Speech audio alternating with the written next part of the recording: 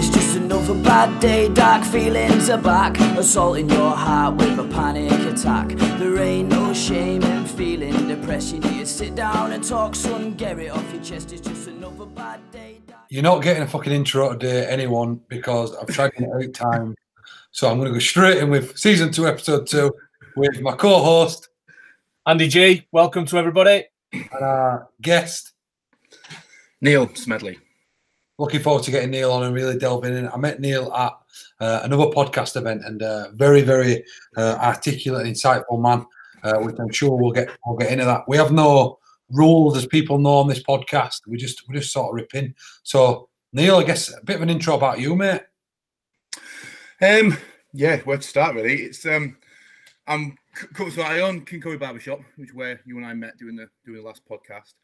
I've been doing that for kind of the last 10 years or so. Originally from Scarborough, had a pretty checkered sort of past, checkered upbringing. And I guess I'm in the middle now. I'm trying to figure all that out and make the future better. But I suppose what's more important than any of that, and all those things are just sidebars to any of that. I'm a dad. I've got 2 kids. Koby, my son, who's 8.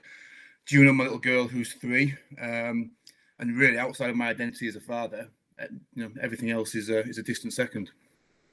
Love that. And when we met at that thing, we were having a lot of interesting discussions about being a dad, business people, and you were going through a bit of a storm yourself, so I know a bit of your backstory. But do you want to give anyone listening a bit? This podcast, the real purpose of this is just to inspire or give people hope. Yeah. And you're someone who is, like other guests, and you've got your own unique story. You've been through some storms in life, haven't you? Yeah, I have. We all have. But yeah, I've definitely got been through my own struggle. So I was raised in Scarborough. There's 2 of us. There's me and my brother. My brother's Leroy. He's 18 months younger than me. Raised in a very religious family, so we're Mormons, which is it's a form of Christianity, but it's very, very extreme. So it's not just like you go to church on a Sunday. It dictates every facet of your life. So it's everything. It's a belief system. It's an ideology. It's your culture. It's where you socialize. It's who you marry. It's absolutely all encompassing. So we were raised in that. So it was a very strict way to be brought up. Certainly wasn't all negative. There were beautiful facets of the religion as well that stand me in good stead now, even though I'm not a believer. We were poor. We were really, really poor. And I don't say that sort of, half-hearted or tongue-in-cheek. We were poor. My dad worked 3 jobs just to get us by. We lived on the worst council estate that there was in the town. My mum worked part-time at a local petrol station. And really, our family met a tragic end, if you like, towards the back end of things. But if there was a success story about the nucleus that existed 20, 30 years ago, it's that both of my parents worked their bollocks off to go on, and they bought the council house. It was a huge achievement for us. We moved off the council estate. We decided where we were going to live. My dad, one of the cleaning jobs that he had was at Scarborough Police Station. 15 years after he was a cleaner there, he became a policeman there. He couldn't read or write until he was 29, my dad, 29, 30. My mum taught him to read and write. My mum went back to university, despite having 2 kids that were 10 and 12 at the time. Retrained as a social worker. She became a social work manager, became head of department, and eventually, they kind of became middle class. They thought to get into that bracket. It all went very wrong. Do you want me to keep going and getting into this? Yeah. It's so we had a very unusual end to our family. So we were a close family. My dad is a very complicated man, manic depressive, probably bipolar, although it's not been diagnosed. Always up and down with his moods. So that had a huge impact on my childhood and my brother's childhood. I mean, we lived with that every single day. So you didn't know what mood dad was going to be in when he came home. And my dad was a good man, is a good man, also a very dark man.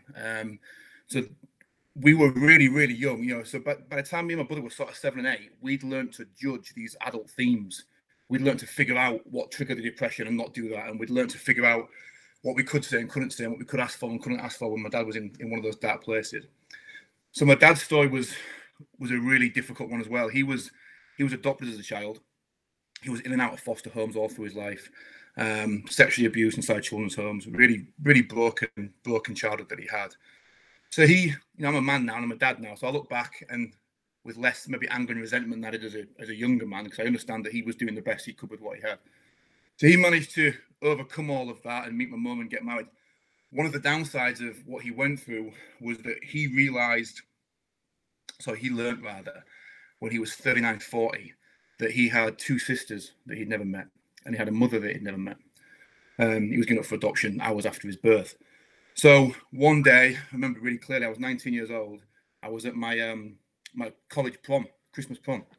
Got a phone call saying that my dad had received a phone call at the police station where he was on shift from an old-sounding Irish woman who claimed to be his mother.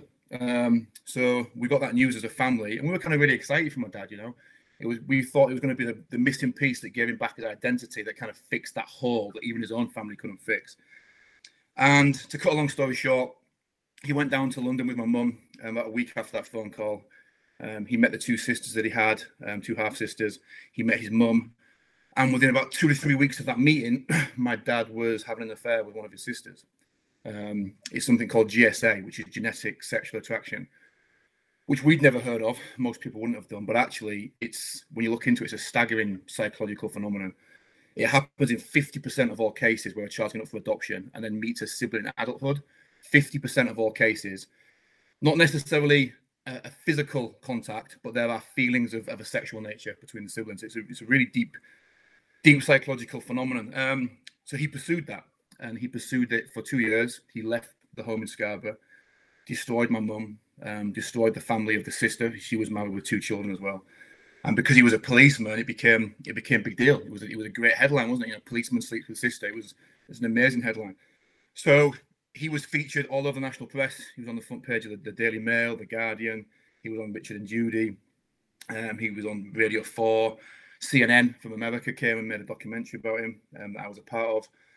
And it became a real big deal for a while. But my father never recovered from that. He never recovered from it. He'd caused that much damage to the family and to my mum. And my mum, you know, God bless her, she passed away 5 years ago. But my mum was an incredible woman. She waited and waited and waited for him, you know. And I'm trying not to get teary. She waited and waited for him. And my mum was so insightful. You know, she wasn't thinking about her or, oh my God, my husband's cheated on me, and that kind of usual, you know, almost teenage response to these things. She understood. She was able to separate her pain personally as a woman from her understanding of the situation, which is an incredibly brave thing to do. And she did that, and she waited and waited and waited, and it became clear that my dad was just lost. He was incredibly lost, and he wasn't going to come back.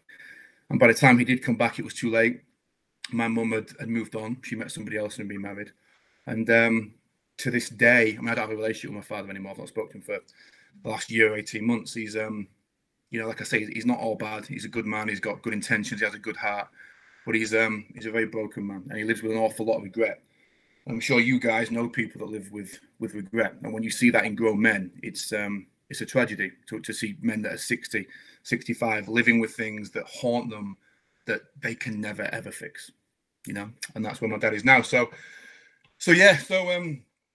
we endured all that as kids, you know? So me and my brother we had the emotional intelligence of 60-year-olds at 10. You know, we had a really strange upbringing like that. So we had to grapple with those things really, really early on. And I got married early. I was 19 when I got married. Got married to a Mormon girl, far too young, far too inexperienced, didn't have a clue what I was doing, no idea. The marriage lasted 2 years almost to the day. And then I was kicked out of my religion, being a Mormon. So I had spent my entire life living Mormonism, like living it really, really well. So I was a virgin when I got married, no sex before marriage, no alcohol, no drugs.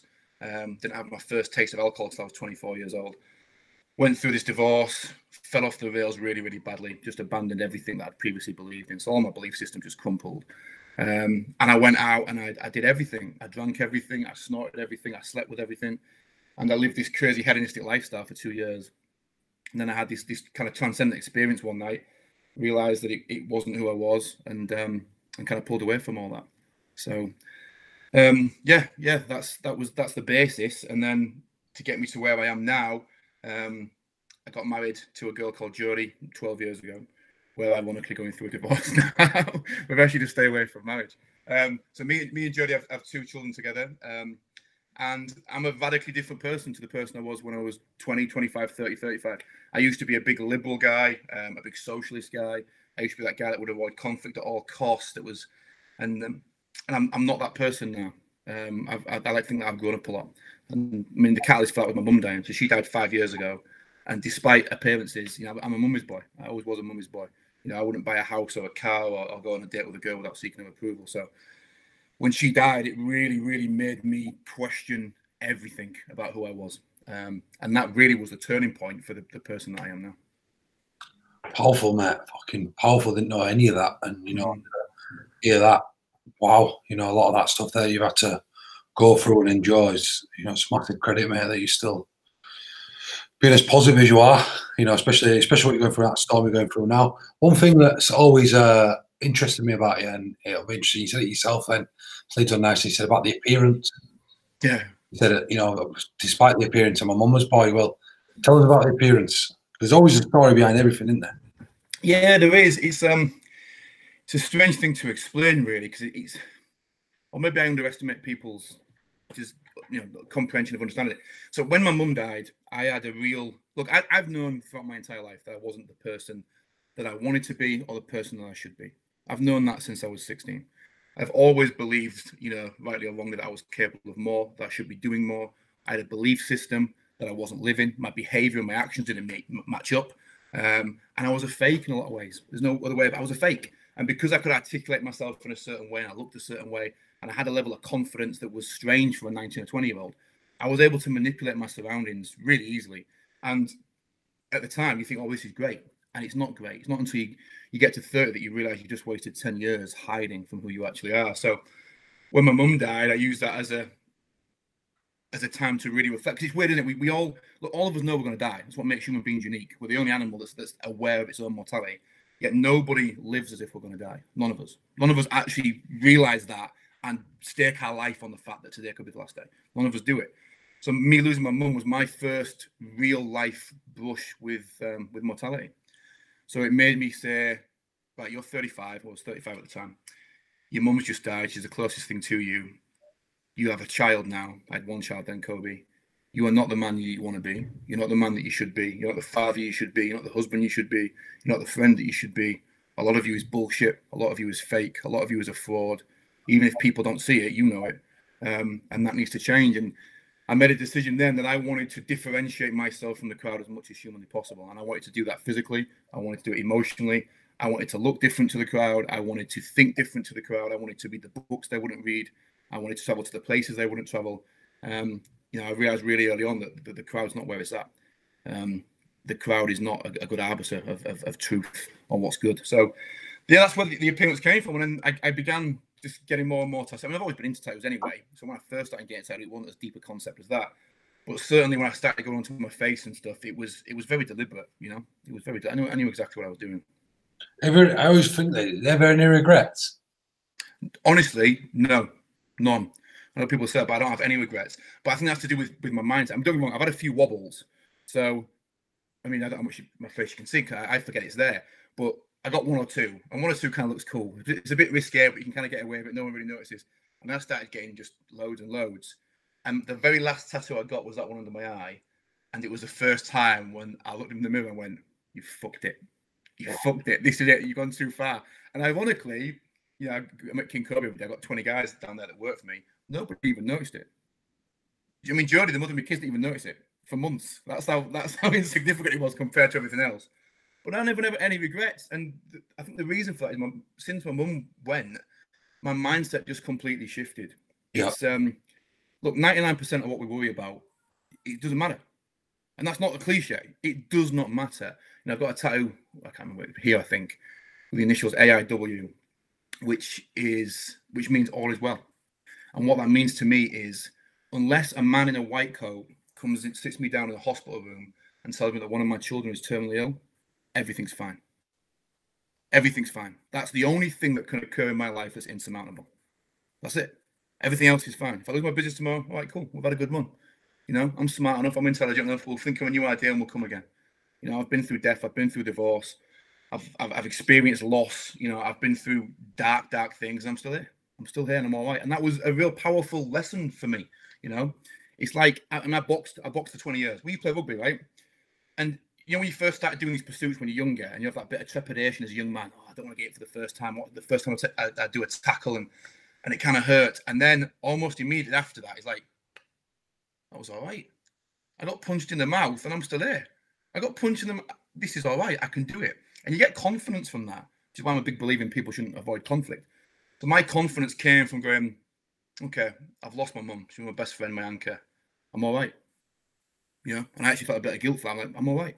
You know, I've been through divorce, and, you know, not being there with my kids every single day like I want to. I'm all right. Like, it's not ideal, but I'm all right. So I just realized, look, as long as my children are happy and healthy, everything else is up for negotiation. Everything. I don't, you know, and I care about so little that actually caring about so little has made my life infinitely better. I love that saying there. It's not ideal, but it's all right. And I think if a lot of people could understand that within our followers and our users of our groups and the lads, that it's not ideal, you know, going through a relationship, breakdown, and job loss. But it's all right, and I love that. And another side note, there's just named it when you said about conflict there, it's just a slight funny one. So Andy, you know where I'm going with this, don't you, Andy? I knew it was going to come towards me because I came up to collect some keys from you a couple of weeks ago, and you mentioned to me you don't like conflict, do you? So I did. I was thinking you like. Andy always like conflict, but that ain't where I'm going with it. It's actually quite a humorous story. So Andy worked at an high school, and before he left to come work for ANDYSMANCLUB, he had his first taste of rugby league, didn't you, Andy? He loves rugby league, and he decided that he, like an old kid, said, "We want to tackle you, sir. We want to play full contact." And he's like, "No, we can't." And they're like, "Well, you leave and just play full contact with us." So Andy took the best kid. Do you ever watch rugby? Yeah. You remember a guy called Palliacina? Yeah. Devastated off kickoff. That were Andy, that one time only, against 12, 14-year-olds, and every one of them nearly. No, there were 14. There were 16 to 18, I'll have you know. I know, but don't like the story, Andy. 14 sounds a little bit better than 18. There were some big lads as well, but he flattened them all. So that just made me, when you said then about people get nervous about that first carry or that first punch, that were Andy, where you could see him catch ball, and he went bang. I go, shit, I'm in it now. What am I going to do? Yeah. I do that with it's weird because and you get those moments all the time, whether it's a physical thing or in business or whatever, and it's there's almost an element of excitement attached to them as well, because it's only in those moments that you realize that you're not made of glass, emotionally and physically. It's only in those moments, and yet, you know, we spend our entire fucking lives doing all we can to avoid struggle. 100%, and we'll do anything to avoid struggle, and then we'll wonder why our lives aren't working out. Do you know what? I think a common thing in every person we've had on, Andy, no matter, you know, the depths of the story, whether someone's going through a storm right now, our saying at ANDYSMANCLUB, our tagline has always been, you're either just been through a storm, currently going through a storm, there's a storm brewing, and Neil, you've clearly been through some big storms and you're going through a storm now, you know, with the divorce. I think the thing that gets most people through the storms is something that you've clearly done very well over your life, is acceptance.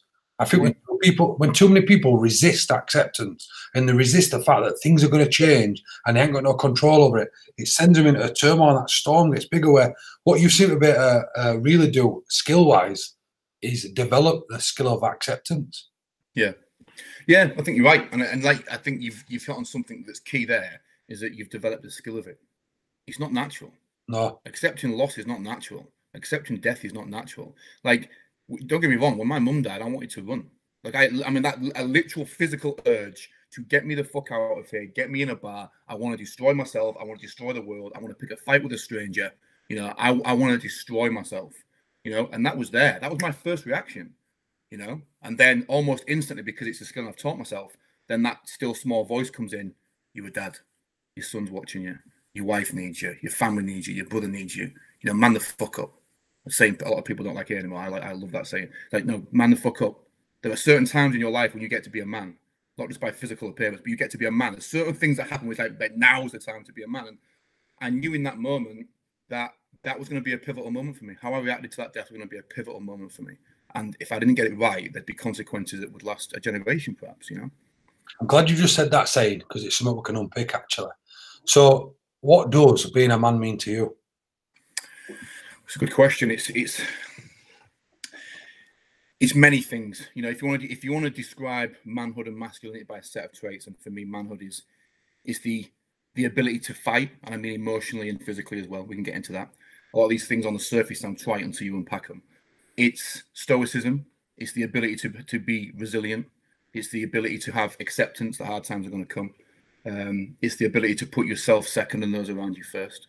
And obviously, I'm not saying these traits are exclusive to manhood and masculinity, but you know, women can have those traits too. But they are certainly fundamental to masculinity. You know, putting first things first, finding out what your purpose and meaning is in life. You know, and you know that if you compare the men of our grandfather's generation to the 18, 19-year-olds I see walking around now, and I'm not demeaning them, but your masculinity is a dying thing, and in society, masculinity is a dying thing. You know, if you look at the statistics, the statistics are heartbreaking for fathers that aren't in the home, children that are raised by single mothers. You know, their chances of being incarcerated raised by 50%. Their chances of drug abuse raised by 50%. Their chances of not going to university raised by 50%. And why? The common denominator there is that the man isn't in the home. You know, masculinity is an essential structure of society, and that's why it makes me so angry when we seem to be bombarded with, you know, these calls of toxic masculinity, and it's just it's nonsense. It's nonsense. We get toxic men and toxic women and toxic traits. But for me to really be a man means you need to be self-aware, and that sounds trite and cliched. But you tell me the last person you met that was genuinely self-aware, that genuinely you looked that man in the eyes and you knew before he said a word that man knew who the fuck he was. They knew what his purpose was. It's rare, you know. And when that doesn't happen, you guys know this. When that doesn't happen, guess where that leads? The end game for that is suicide. Because you can't continue to live with yourself if you don't know who you are. I've tried it. I tried it for 10 years. I couldn't do it. You know, I got close to suicide, you know, on at least one occasion. So I understand it very well. If you don't know who you are, you can't live like that, especially as men. There's something in us as men. You know, I don't have the vocabulary to even describe it. But you guys will know there's something in our core, isn't there, that wants to achieve and to excel and to be the provider and the protector and all of these things. And we don't encourage those traits anymore. You know, I've got stoic tattooed on my head. I mean, for me, that's a huge one. Stoicism and truth. Those are things that your man should be rooted in. I think the reason why I got you to say that, and I'm glad you said and articulated exactly how you did. There's even anything in life, right? And I'll say it's okay to talk. So I say, for one category of people, that is the guy who are just trying to get on with it, and it gets to a point where they've bottled up that much shit. Eventually, at some point, it's going to go and it can go down a dark route for them. So by them opening up, that helped them on the first step to self-awareness. The second group of people already talk about it, right? So all they do is talk about it, right? And do nothing about it. And same with the saying. So if you flip that back to man up, right? There's two sides. I say that to myself. So there's one is where someone says man up, which means just get on with it, right? Whatever you're going through, just get on with it. That's the negative side of man up, right? That's basically saying that is you dealing with your mom, so what? That's not how life should be. Should be so what, right? But the flip side is okay, as a man now, as a father, I still have to move on. I still have to move forward, should we say? Forward's the best way of saying it. So I have to move forward. So in order to move forward, who do I have to become to move forward? So man up, to me, I think in one sense it could be used negative, in the other it's positive. And now they try to ban that word. They're saying don't ever use that saying. And I'm like, no, it's used right, and if someone understands it, actually, what does it mean to be a man? Until you tell someone to man up, you got to ask what it means to be a man. And it's not about being tough and just getting on with it. It's being resilient, like you said, and resilience is the ability to deal with shit. That's what we're saying to people. It's your ability to go back and deal with the loss of your mum, loss of your job, the loss of your partner. I know Andy, you better relate very well to Neil, because what Neil said there is you've been through very, very similar, haven't you? Yeah, I mean, obviously I lost my dad. When would it be? Coming up to 12 years ago. And it was very much my attitude around that time, around man up, was almost pretend it doesn't happen. You know, put a front on. And that was almost my take on man up at that time. And like I say, I remember myself and my brother, who'd been in the room and been there when my dad had actually died. We walked out of that room and we almost, you know, we talk about it quite a lot. We put a mask straight on and we started laughing and joking and cracking stuff and thinking to ourselves that these nurses must just think, who are these two lunatics? It's, you know, they've just watched their dad die and they're coming out as if they've, you know, had the greatest day of their lives. And that was almost that was what we believed manning up to be at that time, which was just pretend it's not there, crack on with what you've got to crack on with. But it's like you just said, the more sort of conversations I have, the more I educate myself around this sort of thing. To me, manning up and to be able to man up is, like you said, it's to step up. It's to make sure that all of those things that need to be done can be done. It's to make sure that, you know, I can put that protective bubble around the other people that might need it a little bit more than I can, and I can also welcome in and be what's the word, sort of aware enough to actually turn around and go, well, I'm not as resilient in this moment because I'm dealing with grief and I'm dealing with this, I'm dealing with that. I might need somebody to turn around to and go, can you help me? You know, that side of things. So yeah, no, I think you're right. In fact, actually, I mean, what you just said about you and your brothers dealing with it via humour, me and my brother did exactly the same thing. I remember having a sense of guilt attached to that. I mean, my mum and dad had a brain hemorrhage, so it was instant. She was out on a jog with a PT, went for a run, never came back that instant. But they kept her on a life support machine because we'd agreed to donate her organs. So it was a bizarre situation where my mum was technically alive in this room, but she wasn't going to make it. And we were sat there and we were eating Dominoes with her sisters and telling funny stories and laughing. And then there was a sense of guilt, like, oh my God, what kind of monster am I that I can laugh 3 hours after being told this news? And you know, those things are really confusing. But to come back to the man up thing, I think you're absolutely right. And you guys have a strap on where it's good to talk, which again is absolutely correct. But it's like anything, and this is the thing that people don't speak about, is that everything has its limits. Okay, is it good to talk? Yes, but what's the purpose of talking? Well, the purpose of talking, in terms of your emotions and your feelings and the difficulties you experience, the purpose of that is to deal with them so you no longer need to talk. When you go to therapy, I spent 2 years in psychotherapy. The purpose of my therapy was to no longer need therapy. That was the purpose of it. Literally, the end goal. It's a bizarre paradox. The purpose of this thing is to no longer need this thing. And I think people get lost in that constant needing to talk. And that's where the stoicism and the resilience comes in. You know, and one of the things that I found helpful with the way that I see the world and communicate with the world around me is I ask myself what the alternative is. What's the alternative? Well, what's the alternative to me manning up, if you like, and dealing with my mum's death quickly and being a father and a husband, all those other roles that I had to think? Well, the alternative to that is that I crumble. If I crumble, my children don't have a father for the 2 or 3 months that I'm out of the game. And my wife doesn't have a husband. And my business doesn't have a leader. So I don't have that luxury. And I think that's a really deep part of being a man that we don't speak about. Sometimes you don't have the luxury of grief. You know, sometimes you've got to grieve whilst being a dad. You've got to grieve whilst being a dad and running a business, you know, and it's a real difficult thing for people to understand because there is this. Look, I've seen this a few times. I'm sure you guys have as well. I had a friend who was a friend of a friend. Last year, his dad died. His dad was a really, really good man, a vicar, actually. Really great man, lived a great life. This man, same age as me, 40 years old, couldn't deal with the death of his father. You see, on the surface, okay, it's understandable. You can't deal with the death of your father. He went on a 6-month bender, cocaine, prostitutes, cliched, but all of it. He had 3 kids at home, he had a wife. He went and destroyed his entire life rather than facing what, the death of his father. And the issue I have with that is that the world on the one hand said, well, it's understandable. Look at what he's going through. And we need to reverse that thinking and go, no, the feeling to do that is understandable. The desire to go and destroy yourself is understandable. You doing it is plain fucking selfish. And the irony is that you do that because you can't handle the death of a man who, if he was still here, would be so disgusted with the way his son had behaved that he wouldn't do it anyway. You know, the best way to honor the dead is to live your life so fucking well. You know, that's how I honor my mum. I try and be the best man that I can be to honor my mum, so she can say, look what I've raised a good man. He's a good father.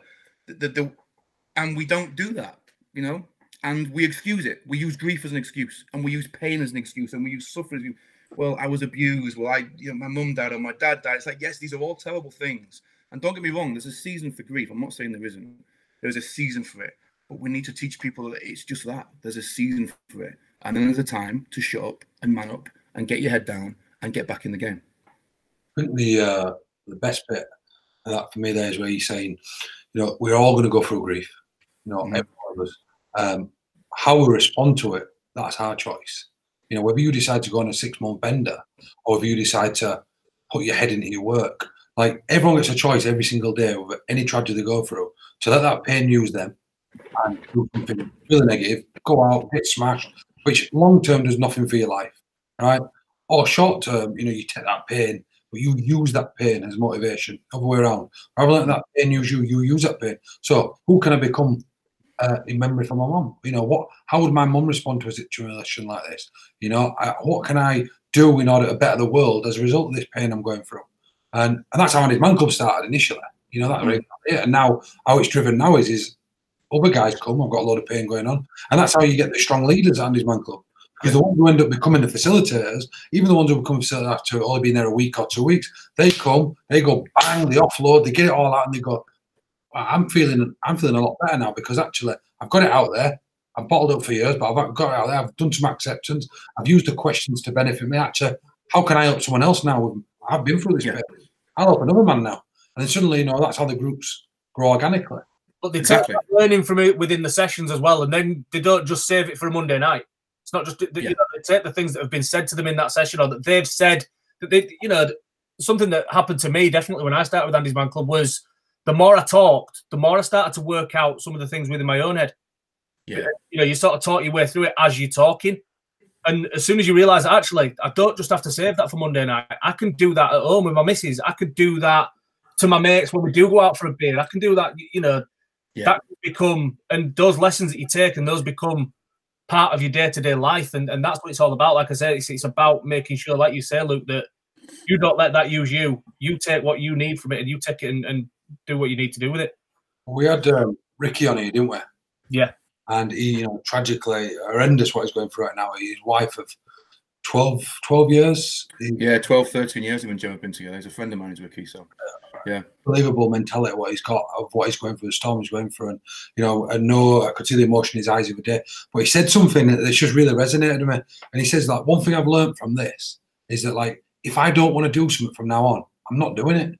If you might have seen the video, if I want to do something from now on, I'm doing it. He said, if someone upsets me from now on, I'm telling him. If someone makes me happy from now on, I'm telling him. You know, if I want to get 100 pictures on a night out, I'm getting them because here's one of me and our lass. You know, you know, and it made me think, and it's so true. And I said this to someone the other day. I said, and you said it a minute ago, like, how many people truly live like they're going to die? And after a series of deaths in my own life, I truly each day have that in my head. And I said to my missus, however, like, what is it? We're having an argument for nothing here. Like, and like, most people leave it till at a funeral, and they go to a funeral, they see all the family, God, we need to keep in touch with God. You know what, I'm living for a day from now on. And then a few weeks after that, motivation eventually wears off. Yeah. Because all it is, it's a little boost of motivation. You're going to do something for someone else in the memory. And then eventually it's like at first it'll be, I'm going to do it for my mum. The fact is you kept doing it to be a better dad. And then because that's relevant and it's here now, you can continue that. And I have these type of debates all the time with people about Manhood and about all this other stuff, because it's controversial to a lot of people, and it's only controversial because they've been fed one ideology that they think that the masses are involved with. So that means that everyone must go down that road. But, you know, and we don't speak about medication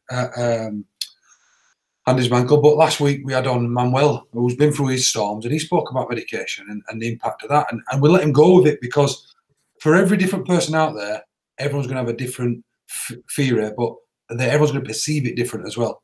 And what we're trying to do is, by doing this podcast, is someone who's sat at home now listening, and they look at you and they go, do you know what? I need to get my ass in gear. Yeah. And it's not even that I need to not talk about it anymore. No, actually, I can still go ANDYSMANCLUB on a Monday, but what I do, what I do Tuesday, Sunday, that's on me, you know. And that's this is the thing a lot of people don't realise, or if we do, it's not spoken about, is that so much of our lives are lived in the reactive mode. So much of it is reactive. Something has occurred to me, now I need to do something back. So little of our lives is spent in preparation for those things, because there's nothing worse than being reactive. You know, being reactive is awful. I want to be proactive always, you know. And I think we lie to people. As a culture, that's what we do. You know, it's been more prevalent in the last 30 or 40 years. We lie to each other. We bullshit each other, you know, and we do it via Instagram, and we do these nonsense memes about, you know, you are enough. Remember, you are loved today. You are beautiful. You can do anything you want. It's a lie. You know, it's never too late. It's a lie. There comes a point when it's too late. Yeah. You know, you can't do anything you want. And if we teach people this is bullshit, but the reality is there are things inside of you that are present that are not present in anybody else. And if you can harness them, you can do, you know, you can do whatever it is you choose to do. But it's look, the part of the journey that I had to go through was realizing that most of my persona was bullshit. It was just bullshit, and it wasn't actually a true representation of me. It was little bits of my religion, bits of my culture, bits of my friends, bits of past girlfriends, bits of who I thought I should be. None of it was, maybe 5% of it was an actual representation of who I wanted to be. And I had to go through a real brutal journey of literally tearing myself apart to see which bits were really me, which bits would stay. And that's the bad bits as well. You know, I had to go, yeah, you can be a manipulator, Neil. You can be a bully. You know, you can tell lies. Maybe you're too comfortable with that. There was parts of me that were horrific to admit were parts of me. But until I did that, I couldn't ever bring the goodness forward, you know? And people just don't want to do that. People don't want to do that. It's deeply uncomfortable to look at yourself in the mirror and say, I could be a better father. Who the fuck wants to admit that? The biggest role of your life, and you could be better at it? What kind of animal are you? You know, and that's how you think. And it's like, but until you do that, you can't ever go forward, you know? And we need to really start by telling people the truth. And the truth is that life is hard. It's brutal. It's far more brutal than it is peaceful, you know, and you better be battle ready. And the storms, like you said before, the storms are going to come. And if they're not here now, they're coming. They're going to come for you. Life's going to come. Life's going to bring all of us to our knees several times before we die.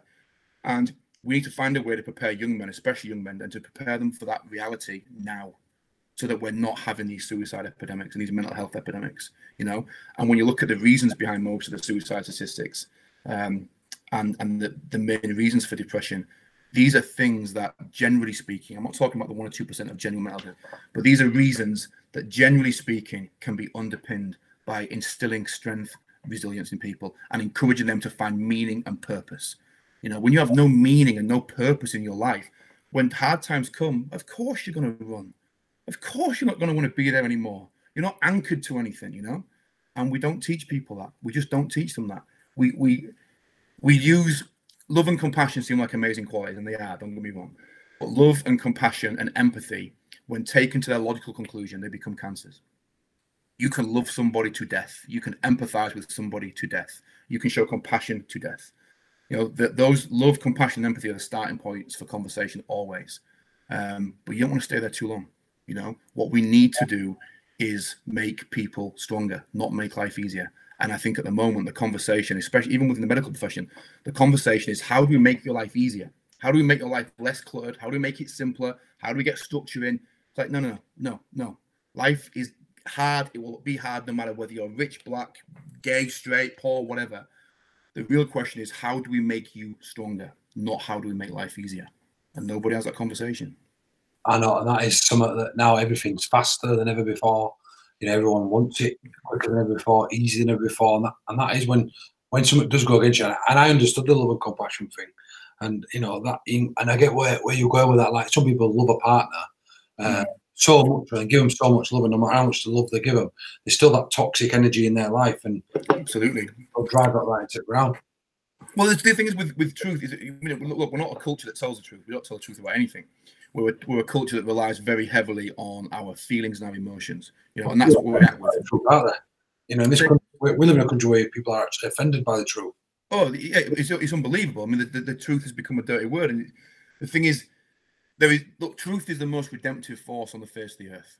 Yeah, and unless you face the truth about who you are, who you have been, and who you could yet become, you will never, ever, ever be the kind of man that you want to be. You just won't. It's that simple. And what we need to do, you know, if you love me and if you care about my well-being and the well-being of my partner and the well-being of my children, then you better tell me the fucking truth. No matter how brutal that truth is, you better tell me the truth. Yeah, because that's on you. If I don't take it, that's fine. That's on me. Yeah, but if you love me, you better tell me the truth. And I mean brutalize me with the truth. Don't hide behind compassion. Don't hide behind fake love, because those things feel nice and it seems nice on the surface. But we owe it to each other to tell each other the brutal truth about who we are. That is the only way that we can grow as men. On that, there's always that funny one, isn't there, where your missus or ex-missus will say, "Do I look good in this?" Say yes, right? Yeah. I find with my missus, I'll say, "Yeah, you look, no, you know I don't." All right, there you go, knocking me confidence. You got the truth or not? No, it's true. It's true. I mean, like, I'm glad. I mean, I was in that place as well, but I'm glad now. I'm in a place where I'm so comfortable with the truth, you know, in all its guise, whether it's good or bad or vile. I'm like, yeah, cool. Just hit me with it. Just hit me with the fucking truth. Like, You know, I know who I am now at this stage in my life. You know, I can hear the truth. But even those things, like it's a funny example, but I honestly think those things matter. When you get the fundamentals right on the little things, you know, the micro things, it manifests itself in the macro things. You know, it really does. It really does. And now when people ask me questions, they know they can trust me because they know that I would tell them the truth no matter how brutal it was. I won't invite you around for tea then. Neil, say that again. I won't invite you around for tea. Neil, what do you think to your meal? Shit. Yeah. It's like shit. I've had 2 divorces. That tells you what they thought of the truth. Andy, Yeah, mate. you're up. Facilitator time. I knew it was coming. Don't worry. I've got my questions. Just let me read. There we go. Oh, well, do you know what? First 3 I don't need, do I? Should have them. You should know by now that the first 3 stayed the same for the last 4 years. So. It's only 3 years I've been involved. So, yeah, first one is, how's your week been? My week this week's been pretty solid. I've been getting a little bit more involved and a little bit more active with the cycling challenge that Andy's Man Club set up. It was, you know, judging by what we've just been through, it should have been something I was doing for myself anyway. You know, looking at myself, it should have been something that I was a little bit more active with anyway. But the fact that I've been given that catalyst and I've been getting out there and I'm feeling the benefits from it, other than a bit of a sore ass from my saddle. But, you know, I can deal with that. So, yeah, on the whole, my week's been pretty solid. What about you, Luke? Decent. Yeah, just do you know what? I'm enjoying this time. I was thinking about something Neil said then, a video I found where I did an ultra marathon. And on the ultra marathon, I give the 3 reasons why, and I never released that bit like on its own. And it said the 3 reasons why I'm doing this is, and it said one of them were like, 1, so show my kids what Dad says he's going to do, he does it. So he backs up what he says. The second one was for Andy's Man Club and I'm going through a storm. Yeah, and I said the third one, it only came back a year after I did it the other day. And he said the third reason I'm doing this is to build calluses on my own mind, so that when life hits me tough, I'm ready to go. And the callous bit comes from David Goggins, and it was like, so I'm ready to go. And lockdown, and it was really weird, and it's only just hit me when I listened in about getting yourself ready. When lockdown came, and I were like when you go about going to war, I were like getting sandbags out at home, like literally saying, "Missus, right, he's coming, let's get ready." So we're getting finances sorted, or we're getting it all sorted out what we're gonna have to do at home, and overall, if I were to judge how this period, even though like every business is shut, I have no complete uncertainty, like we're good. Like, you know, overall, with so much uncertainty going on and no idea of like what the future holds, even though we don't know really what the future is in general. Like, good. I've done a lot of discovery myself and what I am, you know, what my weaknesses are as a man, you know, what I need to improve on. Yeah. So overall, yeah, and even as a dad, you know, I know where my flaws lie now. I know where what I need to work on, and I'm on with that at the minute, and I'm enjoying that, and I'm enjoying learning more about myself. And to be honest here, I'm enjoying riding this out even more and continuing this long after lockdown. So when I first started doing what I do, it were a lot about self-development, and I probably took foot off gas with that and put it all into everyone else. You know, doing everything for everyone else. Stop looking at me, stop learning myself, and I've started getting some more books out now. And yeah, I'm feeling good. Good. What about yourself, Neil? How's your week been? Good. Yeah, good. It's they're all sort of merging into one at the moment, aren't they? I'm enjoying being with the kids more. So that's been one positive that's been consistent all the time. Although, I mean, speaking about where you felt to as a dad, I've realised the last couple of weeks that actually, after a certain amount of time, I really struggle to be present with my kids. And that's a real difficult thing to admit, but I've realised it. The later we get in the day, and I'm maybe looking at my phone a bit too much, and you know, my son's trying to speak to me, and I'm just giving one word, and I'm going, "Yeah, no problem, mate." And I'm like, and then it hit me the other day. I did it, and he walked out, and it's the first time I'd ever noticed it. I noticed that kind of like that sad face, that dropping of his jaw a little bit. It's like, shit. He's only 8, so he hasn't got the vocabulary to articulate what he just explained. Like, I put my phone down straight away and I said, "No, come back, show me what you're going to show me." And it's like, Jesus Christ, Neil, you've got to be aware of that. You know, and I do that a lot, and I'm not aware of it. And I think sometimes we underestimate just how much our children see and just how much they notice, you know. So that's a difficult thing to admit, but it's like, yeah, you know what? Sometimes I find it difficult to be present all the time with my kids. So, you know, I'm working on that more. But in terms of everything else, it's been good. You know, we're doing work on King Koby that we've been meaning to do for months, some of it years, and just not at the time. So we've been doing that and planning. And really, I've been plotting my way out, you know, because I don't know about you guys, but my plan is not to work for the rest of my life. And, you know, I've got goals I want to hit and financial goals I want to hit. So I've been working on my get out plan. Nice. You know, on that one there, I bet there's not a parent watching this who can't say that they don't also struggle with what you're saying. But I can guarantee that none of us, even like you say it and you cringe, don't you? That, and the reason why I'm jumping in is because my little girl over there, baby, we get up every day at the same time, 5:51, she's up. My missus will argue and sometimes say, stop exaggerating, she got up at 6:30 today, right? But it's never the odd time in bed with us and she'll sleep a little bit longer. My missus is away saying that I didn't get up early when I tried throwing her face later in the day, right? But my little girl she kept grabbing me every day, and I would try to do something like reply to an email or something, and she kept like, and eventually I looked at her, and the question went from me is, I said, what the fuck are you doing? Whatever you're doing on this phone actually means nothing. And then when I looked at her and the smile she gave me, in general, she's only 18 months old, like lit me up, and I says, that's where the gratification is. That's where the affection, whatever you search for there. I'm with you on that. That's one of the things I were alluding to when I'm looking at like what my flaws are as a dad. And I bet a lot of people feel like that. Oh, huge. And it's like what I was saying before about the truth thing. It's you've got to be prepared to figuratively strip yourself naked. You've got to be prepared to do that, and it's a brutal thing to do. You know, look, there's nothing more important. In fact, I've got a theory. I'll tell you what my theory is. It's and I've only just started kind of fleshing out. I think I spoke to you about it before. It's that we claim all the time to love our children, love our wife, love our partner, love our business, etc., etc. And for whatever reason, I became kind of obsessed with what the fuck does that mean? Like, what does love mean?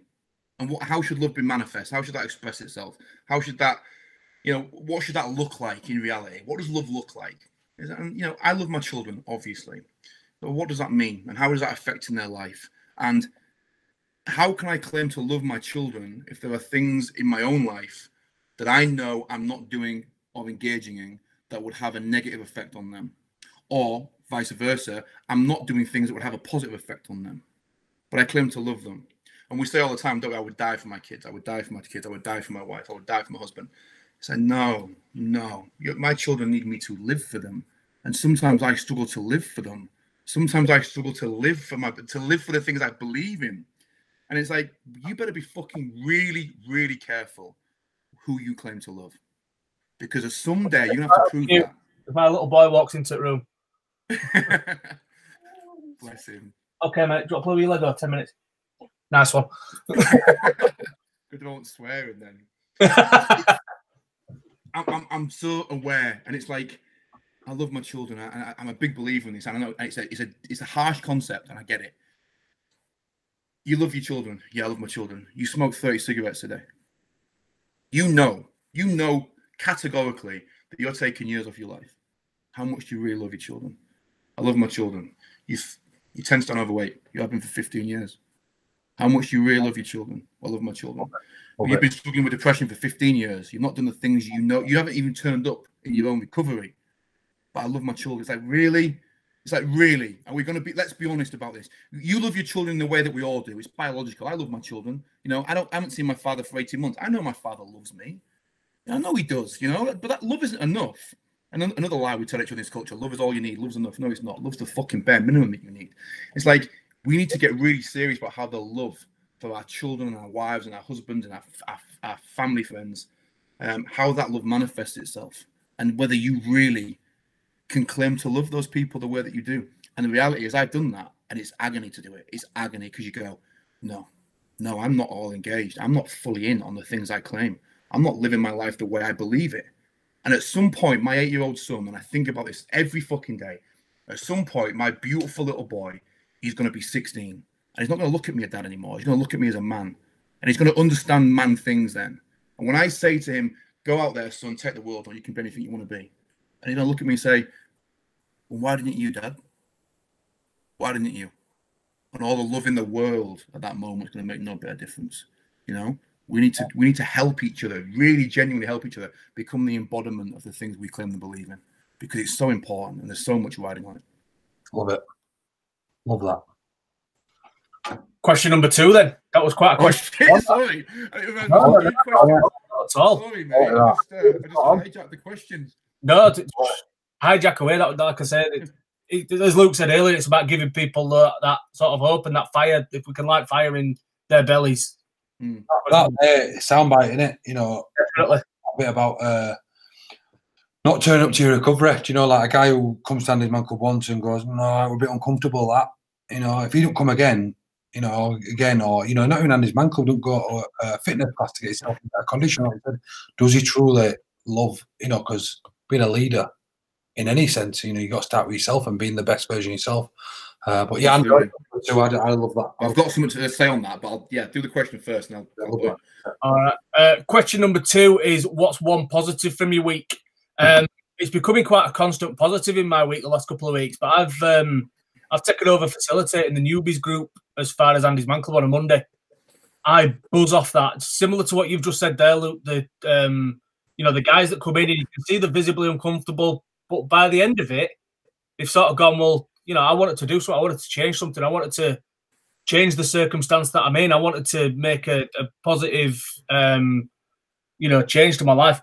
And that, you know, positivity breeds positivity. And it just, I love it. I love being a part of that and to see the support those guys give each other. You know, it's like nothing else. And I love it. So, yeah, that's becoming a pretty positive in my week, every week at the moment. That's good. About yourself, Luke? It's got me in my camper van.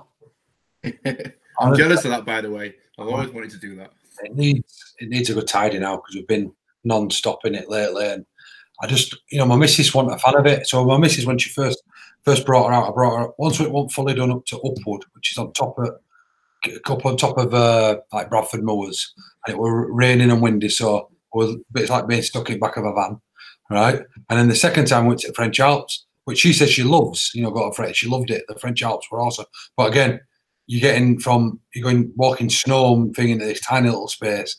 You know, want the ideal things to visualize. Well, this week we've been constantly in it, but going to places like where we can pull up, open door, get all food out of the fridge, lay a picnic down, and bang. She's like, now do you like it? And she's like, I love it. Like, I love it. And she says she can understand now where the vision was with it, and like even the kids, you know, there's just space just to let them chuck out in the bikes, anything, and just go and. You know, Neil was talking about that exit strategy earlier and where he's wanting to go, and I think about it a lot, which we can go into on the off-road bit later. But you know, sometimes like when, how do I say? You know, the positive would be it's the van and being able to have that freedom. Just go, do you know what? It's something. Well, so I love that. Nice one. Positive from your week, mate. You know what? Yesterday actually was a real positive, and I had a bit of a nice little profound experience with my son. So, my son Koby is at that age now where he's into everything. He wants to be everything. He wants to be a wrestler, a skateboarder, a surfer, a taxi driver. He wants to make pizzas. He wants to be everything. So at the moment, he's really into skateboarding, and I've got a big ethos about teaching my children to be tough. It's a big theme in my house about his toughness. And thankfully, he's a tough kid. And I took him to the skate park with his sister, and we were there around there, and it was full of just fully grown men as well. You know, and I kind of thought, you know, I was a bit intimidated, let alone this little 8-year-old. And he strolls in, and I just watch him eat dirt for 25 minutes, just like really, you know, hurtful falls. And twice I watch him in tears, yeah, and I watch him. And I've got this thing where if my children are crying, unless they're bleeding or dying or they're been hit by a car, I won't run across. I'll give them a few minutes to see if they can fix it themselves before I go across. And I see him kind of try to wipe his eyes away. And he's trying to hide it. And he gets straight back up and doesn't even look at me. Goes straight back onto the ramp, gets to the top of the ramp, turns around to see if I'm looking at him, and just gives me a little smile with a tear coming down his face. Like, good lad. You know, just tough. And it's, one, it was validation that the things that I say to him he's listening to, you know, and two, it was just a nice thing to go, you're going to need that toughness later on, and you're 8 and you're already figuring it out, you know. So it was a bit of a proud dad moment. So that's kind of made my week. Nice. Love that. Question number 3 is there anything you need to get off your chest? Like I said, I'm in a pretty fortunate position at this moment in time. I don't really have anything holding me down, you know, to such a degree that I need to share it. So I'm good. About yourself, Luke? Mine would be, I think sometimes I get caught up on what I'm doing And I say it to my missus sometimes, and I talk about it sometimes who talks about expectation versus appreciation. Because I get up early with kids, every day. I'll use that later on in the day, maybe to throw something at her. Like, if we're Saturday night, well, I get up with kids, right? And then she just called me out point blank the other day. I said to her, says, every time we've been out in this van, you don't ever help tidy it up. And she went, well, what? And she started then asking me, well, what do I do? Right? She'd said, and it started. She went, do you ever put clothes away from dryer? Went, no. Do you ever? And literally this list. That moment, you think, why the fuck did I say anything? I was like, fucking hell, she does a fair bit here. Like, a lot. I didn't know that's how those clothes ended up there. Like, we live on the first floor, we have a front room and dining room. It's all in one thing. So, like, sometimes we'll just get clothes, like if kids are getting ready for bed, take the clothes, chuck it on stairs, and then you walk upstairs when you bring them to bed, you grab them and put them away. And these clothes always just disappear, right? And she's like, none of that, just, it's not my fairies that come. And it probably just hit me a little bit, how you can get caught up in yourself, can't you? And think about all what you're doing.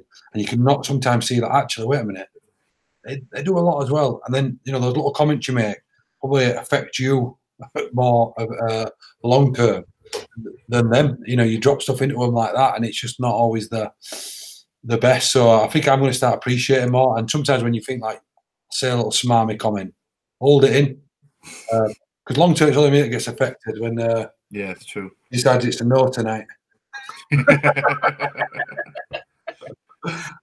Neil, your chest, mate. I'm trying to think of something. I kind of live so openly that I never really have that much on my chest. If I do, I do it in the moment. And like I said before, I've sort of cleared my mind of almost everything that's not relevant. There's never anything really that's there that needs to be done. So a bit of a boring answer for you, but no, I'm good. No, I like that. Like I say, it's a good answer to have, because I think sometimes with this question, it's quite easy for people to stand there and think, right, what's bothering me? And it can almost become a trivialized. Yeah, they'll try and think of something to give the answer. If it's there, it's there, and it needs sharing. If it's not there, then it can't be weighing you down too heavily. Yeah, exactly. So question number 4 then. What is one setback or failure that has now set you up for a future success? And I think we've touched on, quite a lot of these today, really. It's mad. I just sort of picked this question at the start of the session, and then we've almost answered it throughout. But I think one of mine would be, like I discussed earlier, it'd probably be around the passing of my dad. And those sort of, like I said, those behaviours and those attitudes that I started to display there. A few years after that, I challenged them myself, and it took somebody else, unfortunately, to notice a change in me. It was my brother at the time who said, you need to do something about the way that you're behaving and all the rest of it. And it was, going along and opening up and changing the ways that I was dealing with things. Like I said, rather than sticking that mask on every single day and going out, it's almost like look underneath that mask every now and again. See, like, not too dissimilar from what you spoke about earlier, Neil, looking inwardly.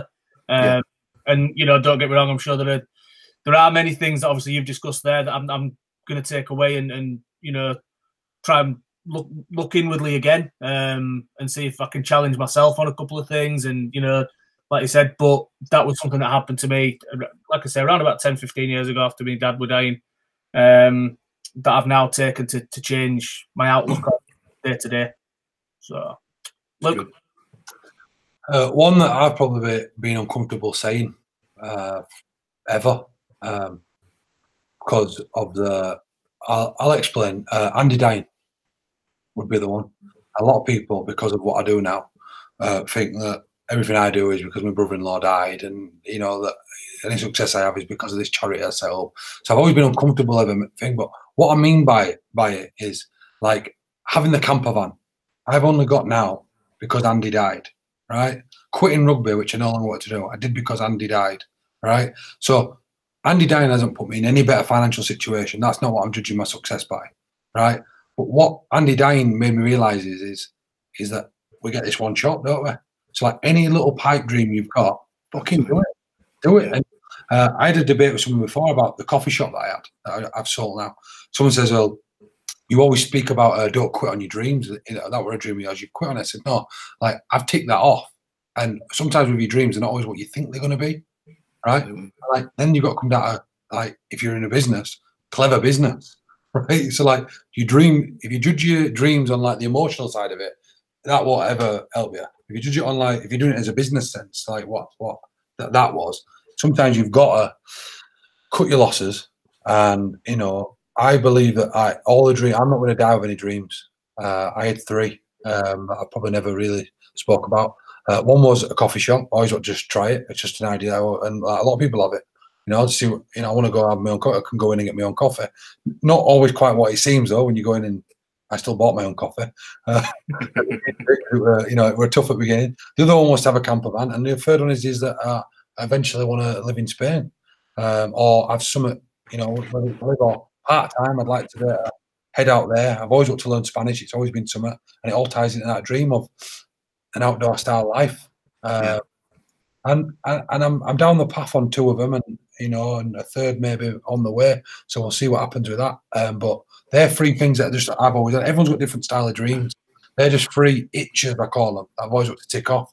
And a friend, a trustee of ours, said that, you know, a lot of people have an itch to have a Range Rover, right, or to have a certain type of house or a certain type of holiday. And he always says, like, sometimes you've got to take that itch, even if it might not even set you up for the best situation. Itch it, you know. Yeah.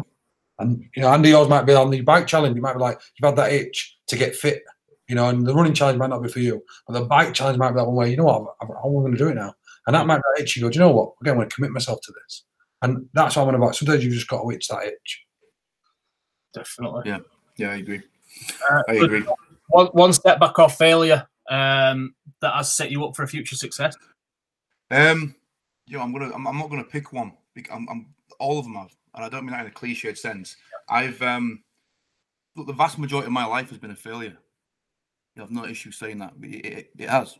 It absolutely has. I'm not in life where I wanted to be. Or, you know, on even my 40th birthday, I'm not where I thought I would be.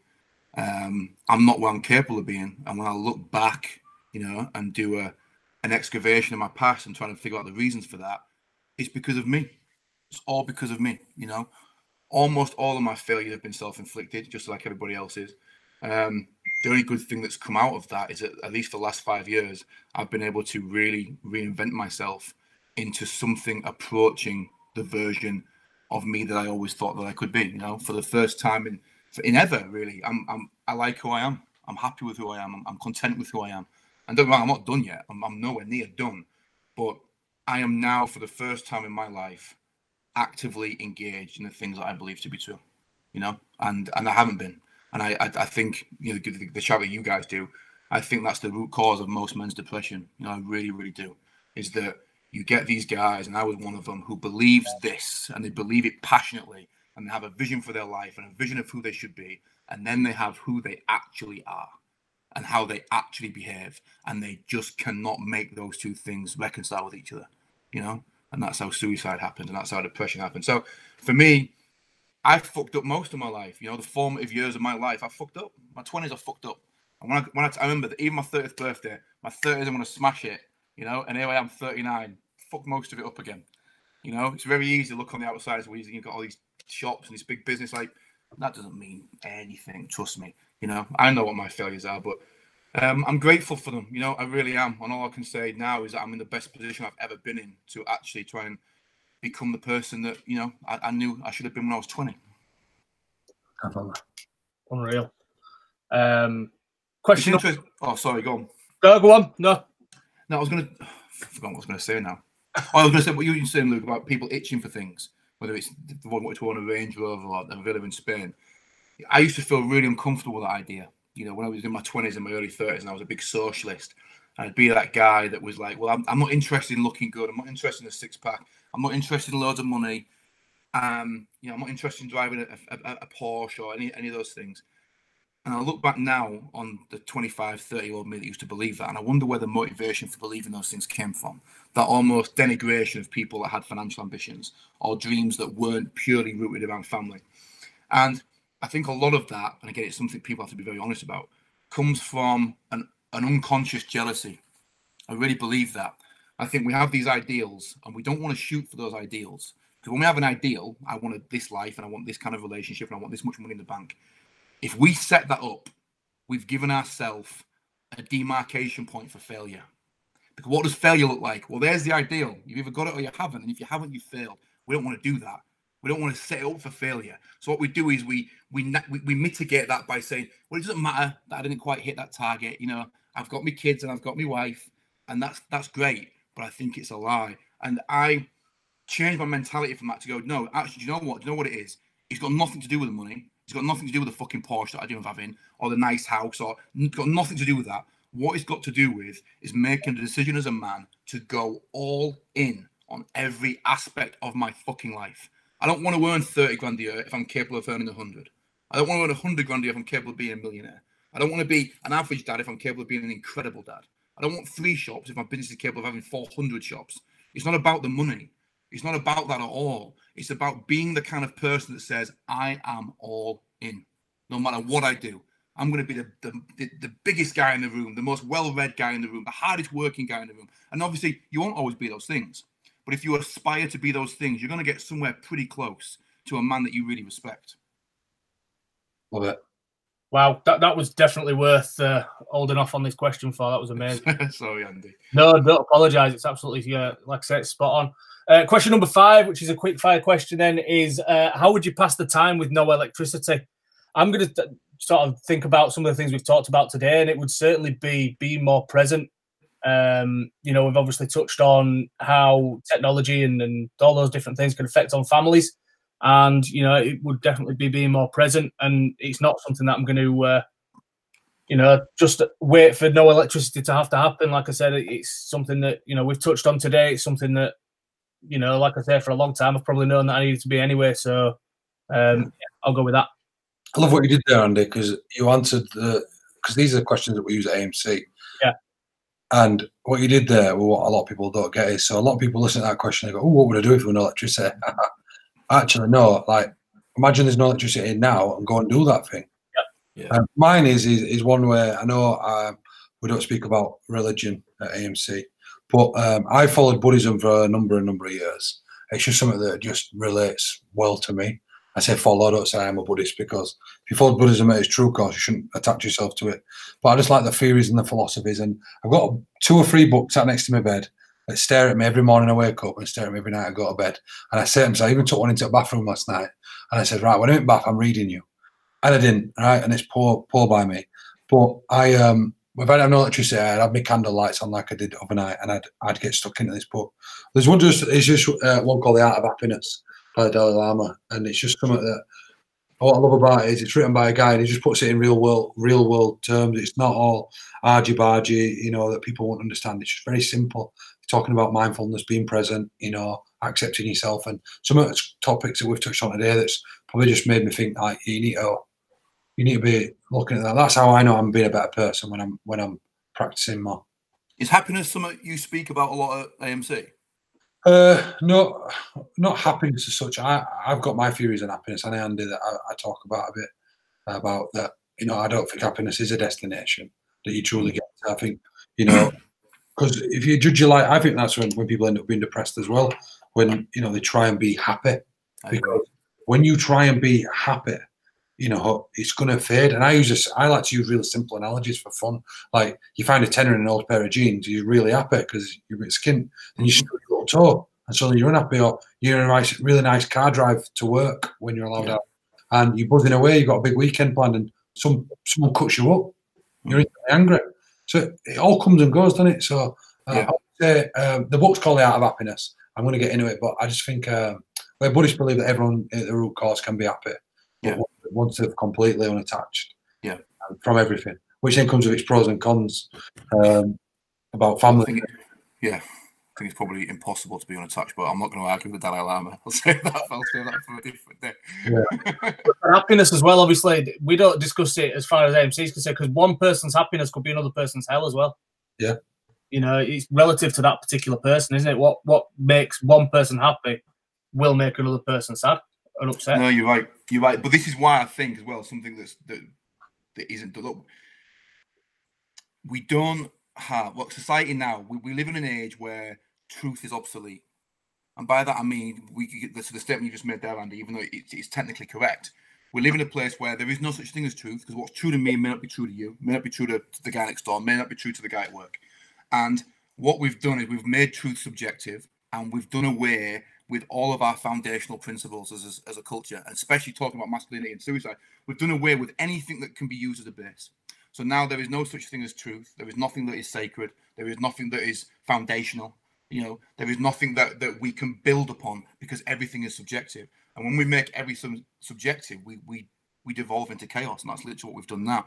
And that's why I think it's so important. What I try and do with the people that I'm, you know, in regular contact with, the guys that come to Meetsford for advice, is to establish some core truths. Do you know what I mean? Things that can be true universally for all of us, and then build upon them. So, you mean talking about happiness, for instance? The one thing that's true about happiness is that it's fleeting. So we all know that it comes and it goes. So we start with that as a basis. We don't aim. The purpose of our lives should not be to aim for anything that is fleeting, because you will never obtain it. So. Yeah, I just think it's important that we look for things that can be universally true and build from that. You know, if we make everything subjective, we have no starting point by definition. And I think where you're right in that is, Andy the day, one man's heaven and one man hell. Made me think about my missus. She says that I don't like exercising. I don't mind clean when I want to lose weight. I don't like exercising. Suddenly, over this lockdown, there's been a mindset shift. Right, even to a point last night is I got home late. She had all kids, and I've been doing. And I said to her, I went, "You got a gym?" So she went, "Yeah, I'm gonna go." You don't need it if you don't want. Like, we'll just, just chill out. Just make it. She went, "No, I'm gonna go." Like, and all of a sudden, she's got herself into a habit that she goes into our little garage or a little gym every day, and she now loves that. It's something she actually looks forward to. So at one point, it was something that she hated. But when we're talking about foundations for people, like, there's a common theme when you get people on here, and however they say it, about stuff that, like Ricky. Right, Ricky's whole life is built on his routine. Right, Manny even said it on his one that routine sets his day up. If you don't do that, it messes his day. So, like, there's certain things, but like most people say, I don't like getting up at 6 a.m. and going for a walk. Yeah, no, neither did Manny when he first started. Neither, I'm telling you now that Ricky probably doesn't like getting up at 6 a.m. and having his meals all planned and everything, but he knows that sets him up for the best day possible. Where actually, if people can understand that doing what is uncomfortable isn't negative. No, that's so important. It's like it was Jordan Peterson. I don't know if you guys have heard of him, but he had said, he's incredible. He said, almost invariably, what people need in their lives is hiding in the place where they least want to look for it. And that's why we do these things. So you're right, one man's heaven is another man's hell, but perhaps hell is exactly where you fucking need to be to get to your heaven. And it's like, it is hell. I get up early, I train. I train 5 days a week. I'm telling you now, 4 of those sessions I don't want to do. I don't want to do them. I do them for no other reason than to build mental toughness. It's the only reason. It's not even for aesthetics. And I think if we can teach people, actually, hell's where you want to be. Hell's not a bad place to be at all. That's where you learn about yourself. It's where you learn who you really are. It was Aristotle, 1,500, 600 years ago, who had said that he felt sorry for those men that had never experienced adversity or tragedy, for they never got to see what they were truly capable of. And I think that's a real powerful statement. So now when bad things come my way, I thrive off it. And I couldn't stand people that said that when I was 30. These people say, I thrive under pressure. I like it when hard times. I'm like, you fucking idiot. What are you talking about? Now I'm more mature and I understand, like, no, I thrive on it. This gives me an opportunity to prove who I am again. This gives me an opportunity to put another brick in the wall, to put another picture in that montage that I can show my son. Dad did this. Dad overcame this. Dad did what he said he was going to do. And now it's like, right, give me more adversity. Love it. We start to add your electricity answer. Yeah, I was just going I do what you do, Luke. I'm a big reader anyway. I'm a fiend for it. I'm always reading. So I'd read more, and I'd go and get lost with my kids somewhere. Go and get completely lost in the wilderness with my kids. Something I've always keep saying I'll do, and I never do. And I realize I'm terrible actually at telling me. So yeah, we'll do that tomorrow. And it gets to 3 o'clock and I've got something else to do and I never do it. And I've gone, do you know what? At some point, he's just going to go, my dad's full of shit. I don't want that. So that's what I do. I would just go and they sound, that's what I do. That's what I'm going to fucking do tomorrow because it's in my power to do it now. I don't need to wait. There's a place called Malham. You're from Leeds, aren't you? Yeah. Yeah, I've been Malham. Malham's beautiful. Malham, went there yesterday. Beautiful little cove, a little area where you can paddle your feet or swim if that's what you do. I had someone question me saying that I shouldn't be promoting open water swimming. You couldn't actually swim, it's that small, but yeah, that's a great place to go lost with kids.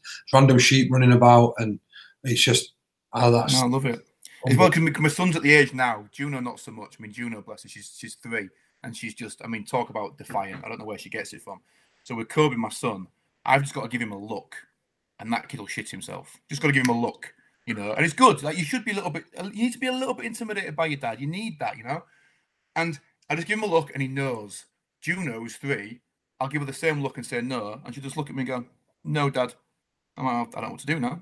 I'm all out. I'm all out of intimidation tactics. Okay. What do I do now to a 3-year-old just says no? I don't know what to do. Yeah, I've got no idea what to do." But Koby is at that age now where he's 8, where he's asking me questions about life. He's asking me questions that stump me. He's asking me real deep shit.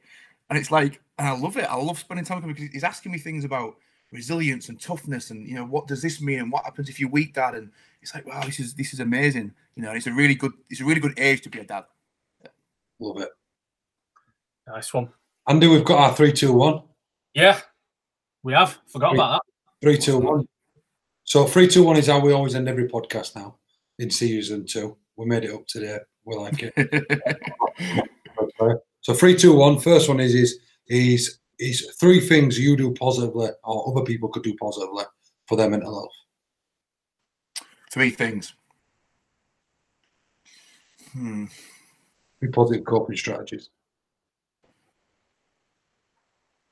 See, it's hard not to give you the standard run-of-the-mill generic answers about get outside and do more exercise. That might be it on this one. You know that. Well, no, it might be it. Look, this is the issue I've got. Maybe I won't boil it down to 3 things. Maybe I'll try and boil it down to a philosophy for you. I think coming to guys like you and his man club, an amazing thing to do. Yeah, an amazing thing to do. Doing what Manny does and encouraging people to get outside and be fit, amazing thing to do. I've got no issue with those things at all. They're great starting points. What I would encourage people to do is to start there, but to be brave enough and humble enough and courageous enough to go one step beyond that, right? Spend some time alone. It's one of the greatest gifts I ever gave myself. Spend some time alone. I mean, really alone. You know, look back on your life, make a timeline, go back through every mistake you've ever fucking made. Ask yourself just how much of the tragedy in your life right now you're responsible for. Like, brutalize yourself. You know, go take yourself into a dark place. It's an awful thing to do, but the rewards are so fucking big. You know, the rewards are so huge. And actually, I would go one stage further and say that until you've done that, until you've really embarked on that journey, you're not really an individual. You're not. You can't possibly be. You know, there was, to give you an analogy really quickly, I know you're coming to the end. I've got a tattoo, another tattoo, obviously, on the side of my face that says, "Come on, let's fight." And that comes, are you a boxing fans, either of you? I like boxing, yeah. Right, so you've heard of Mickey Ward on Achiro Gatti? Mickey Ward. When we finish this podcast, I'm going to send you both a link to the round. Mickey Ward and Achiro Gatti did a fight, I think it was 1999, in New York. They put on the fight of the century, widely regarded by every boxing aficionado as the fight of the century. The 9th round in that fight was given round of the century. All right, these were 2 white-collar fighters that just it was. I mean, even watching it now, I must watch this round once a week at least, right? And it honestly brings tears to my eyes. There's a moment in that fight. So the entire round, Achiro Gatti was a favourite, just getting his ass kicked. And I mean, it's uncomfortable to watch it. He's getting absolutely brutalised by this guy. The referee could step in at any moment and stop it, and he doesn't. And Mickey Ward just keeps coming and coming and coming. It's brutal and it's violent. And towards the end of the round, Gatti gets a little bit of a reprieve. Yeah, and the commentator notices this, and the referee separates them. Okay, and in that moment, Gatti, who just had the shit kicked out of him, beats his chest, yeah, and roars at him in this incredible act of defiance. And at that moment, the commentator says these words, which have kind of become famous in boxing folklore. He says, "Gatti beats his chest with defiance, turns his face towards Ward, and screams, 'Come on, let's fight.'" And I fucking love it. This man just had the shit kicked out of him.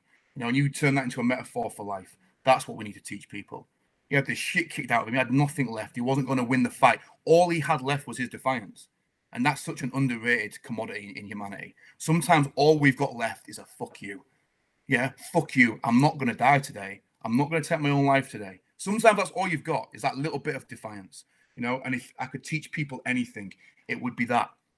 Take that white flag of surrender that we all have in the back of our mind. We're all cowards, all of us. The only difference is to what degree we allow ourselves to be a coward. You know, I'm a coward in lots of ways. I try to keep that part of me condensed, but there's a white flag in all of us. Yeah, get that white flag and burn that motherfucker. Burn it, because that's what suicide is too. Suicide is a surrender. It's the final surrender. I'm not saying I don't understand it. I understand it intimately, but it's the final surrender, and we don't want to be that guy. You know, so teach these people, teach these young men especially, to be brave and to fight and have that defiance where you can beat your chest at life when it's taken people from you, when your business has gone bankrupt and your wife has left you or your child's died, or these hideous things, and you've still got that fuck you, come on, let's fight. You know, and that's a mentality. That's a real life-changing, game-changing mentality. So by all means, go out there and get your 12,000 steps in and speak to you guys. Great places to start. You know, but be brave enough to go one step further. I love it. Number 2, I think you've done it already throughout, but two key pieces of advice. That's good. Two bits of advice. Read all the time. It changed my life. Honestly, it changed my life. The more that I read, there's a great quote from a guy called James Baldwin, who was a black author in America in the 50s and 60s, wrote a lot about the civil rights movement. And he wrote a lot about his struggles. And there's a great quote from him that says, all of my life, I thought I was alone until I started to read. And I thought, wow, that's so true. All of us, no one could possibly understand the depths of me. Nobody could understand this pain that I'm in. Nobody could understand the suffering that I'm going through. And then you read and you realize that all throughout millennia, men have been experiencing the same things you're experiencing now. And for $9.99 from fucking Waterstones, you can read how they overcame it. For $9.99, you can buy David Goggins' book and be inspired for the rest of your fucking life. You know, read often, and you will realize that you're not alone, that the things you're experiencing, although painful, are not unique. You know, and there's some comfort in that. There's comfort in knowing that your pain isn't unique to you. Yeah, and for me, it was a huge comfort. So read frequently, read all the time, read as often as you can. One more. Take responsibility. I think that's the biggest one, and we don't do it. And if we truly take responsibility, and I mean this, and I'm not talking about all cases, I don't want to generalize. You guys are experts on suicide much more than me. But if we truly take responsibility, and I mean truly, on a very, very deep level, if we truly live up to the responsibilities that we have as men, as husbands, as fathers, suicide never becomes an option for you. Because there's something in your life that is bigger than your darkest moment. You know, and it's a brutal thing, because whenever a man takes his own life, it's tragic, and one man is too many. But we have this need within us to sympathize always with the person that's taken his own life. And obviously I understand that. But we have to also reverse engineer it and say, well, how could we have prevented that? How could we have prevented that suicide? But one of the ways we could have prevented it was for that man to be more engaged in his responsibilities. You know, there's nothing that's more heartbreaking than watching a man take his own life who's got 2 children or who's got a wife. Because it's like that. No. I'm sure you were a very, very good man. But somewhere along the line, you weren't as in tune with your responsibilities as you should have been. And it's not something we talk about. You know, if you're a father, go all fucking in. Go all in. If you're in love with that woman, go all in. Because I promise you, when the hard times come, when they really come knocking on your door, those things will save you. Love it. And there's number 1 is one skill you think people should work on. Communication. Talking. I must meet somebody, and I don't mean this in an egotistical way, because I'm sure it's the same for you guys. I meet somebody every couple of years that I find interesting. Every couple of years that knows themselves well enough to communicate back. It's rare, you know, and communication requires that we think, and we're not a generation of people that think. We are so emotionally inarticulate, it's crippling, you know, and that all ties into the suicide and depression epidemic. We need to teach people to think, critical thought. Why did you just do what you did? Why did you say what you said? Why have you chosen to watch that TV program? Why is it you're in love with that person? Why did your business fail? Think. Like, ask yourself difficult questions. Get used to that. You know, develop a voice in your head. And it's difficult because essentially, to think, what you've got to do inside your head is you've got to create 2 characters, 2 different believes this and one believes the other, and you have to let those 2 people go to war, and whoever wins, that's the correct answer, and that's the way to conceptualize it. But we're not a generation of people that think. We don't put genuine deep thought into anything. So I would encourage people, read, and that will help you with your critical thinking, and then question everything you do. Do it for a month. For 1 month, carry around a little diary with you. Everything you fucking do, try and ask why you've just done it. Everything you say, ask why. And it's going to reveal some things to you. Love it. That's a powerful 3, 2, 1, Andy, wouldn't you agree? Definitely. I think it's been a powerful podcast, to be honest with you. I think it's been a powerful thing altogether. So important as well, you know. And what I love, Neil, and we'll have to get you back on because there's loads we haven't chatted about. But what I think is so passionate is your clear passion, because I could see the way that you get fired up about suicide prevention. Could see it, you know, and often, and you know, when you have controversial views, and I do it hypothetically speaking, or whatever it's called. This is called. yeah, I know what you mean. Because it's not controversial. Everything you're saying comes from a place of understanding because you've been there, but also of a place where you've actually have that. You've accepted the things that you need to work on. You've taken responsibility. You've read the books. You've done everything within you to continue to grow as a man. No one is ever complete. And you know, we've also got stuff to do. So what I love about it is anyone who's listening at first will go, "Oh, he clearly don't understand that." No, it's bullshit. And I'm very similar, and I get away with it at times. People say because of running this charity that I can say certain things that's controversial. But what really lit me up then was I saw when you started speaking about it how passionate you got about it. And I think it's just fucking fantastic. And I'm passionate for the same reason you guys are, is that it doesn't need to happen. And the only thing that frustrates me the most, that's why it's refreshing me and guys like you, is that I genuinely believe the whole narrative, the whole conversation around masculinity, male suicide, male depression, I think it's wrong. I think we have the entire thing backwards. I don't think there's enough truth involved, you know. And I understand it. And that's why I feel like I can speak, you know, so candidly. You know, I wrote my suicide note. I left my suicide note for my wife to find. I was sectioned. I understand it intimately. I know it. And that's why I know that all of it, when you went, and please understand this, when you reduce it right down to the bottom, all of that came from parts of me that were cowardly and weak. And we don't want to be cowardly and weak. Now, I'm not just cowardly and weak. And people that commit suicide, I'm not just cowardly and weak. But are there elements of that? Of course there are. So how do we eliminate those elements? That's it. That's the real question. That's the real suicide prevention. You know, it's not about making life easier. It's how do we become stronger as men? And ironically, I do think that only men can help men become stronger as men. You know, it's a real strange brotherhood, and it's perhaps something that women will never understand. You know, it's something that only we can understand. Love it. Wow. Powerful. Very much so. Very much so. You know, we always finish off with our little tagline as well, and always say, it's okay to talk. It's okay to talk. Okay to talk. Cheers, lads. Thank you very much. It's just another bad day, dark feelings are back, assaulting your heart with a panic attack. There ain't no shame in feeling depressed. You need to sit down and talk, son, get it off your chest. It's just another bad day, dark feelings are back, assaulting your heart with a panic attack. There ain't no shame in feeling depressed. You need to sit down and talk, son, get it off your chest.